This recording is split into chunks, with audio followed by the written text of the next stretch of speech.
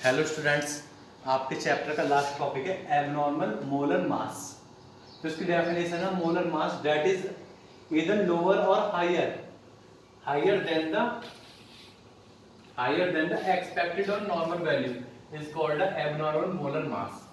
मतलब जो हमारे एक्सपेक्टेड वैल्यू है, जो हमारी एग्जैक्ट मोलर मास की वैल्यू है, तो उससे ज्यादा है उससे कम, उसको बोलते हैं एबनॉर्मल मोलर मास। ये तो अंडरस्टूड होगा इस डेफिनेशन से। अब बात होती है हमारा एबनॉर्मल मोलर मास आता कैसा है। बच्चों हम पढ़ रहे हैं सॉल्यूशन चैप्टर। अब सॉल्यूशन चैप्टर में ऑब्वियस सी बात है, एक हमने सॉल्वेंट माना था और एक सॉल्यूट माना था। जब दो आपस में हमारे डिसॉल्व होते हैं, दोनों का मिश्रण, दोनों का मिक्सचर डिसॉल्व भी नहीं होंगे, तो हमारा होगा सॉल्यूशन। हम बाइनरी सॉल्यूशन पढ़ते हैं जिसमें केवल दो ही कंपोनेंट लिए जाते हैं मोस्टली। अब मेन बात आती है, बहुत से होते हैं हमारा आयनिक कंपाउंड। आयनिक कंपाउंड क्या होते हैं हमारा, वाटर के अंदर डालते ही या किसी और सॉल्वेंट के अंदर डालते ही अपने आयंस में डिसोसिएट हो जाते, कैटायंस और एनायंस में। For example NaCl। इलेक्ट्रोलाइट्स जिनको बोलते हैं हम electrolytes, it will dissociate into Na positive and Cl negative. Ions में डिसोसिएट हो गए, कैटायन एंड एनायंस में।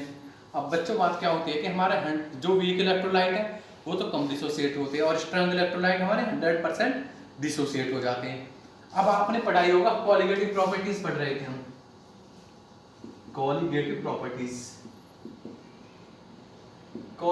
Properties are those properties which depend upon number of solute particle, number of particle irrespective of their nature.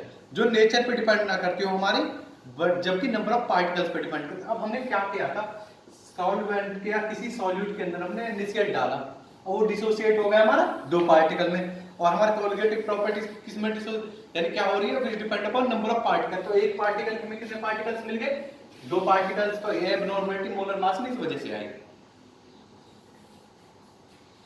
Depend upon number of particle.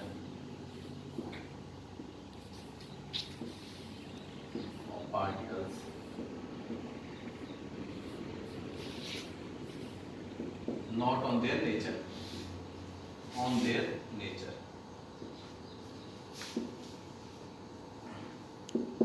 अब बात क्या होती है हमारी कि एक वेंट ऑफ फैक्टर इंट्रोड्यूस हुआ इस टर्म को फाइंड करने के लिए।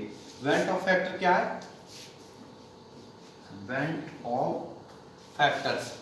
ऑफ फैक्टर हमारा इंट्रोड्यूस हुआ।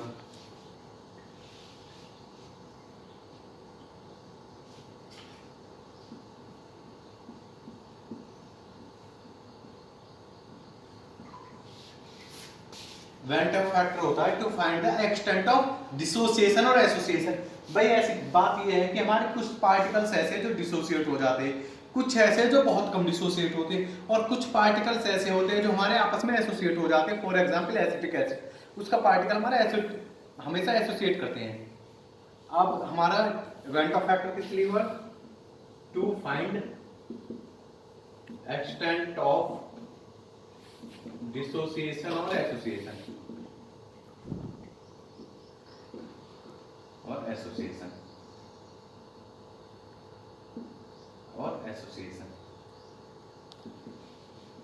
डिनोटेड बाय आई से इसको डिनोट किया गया।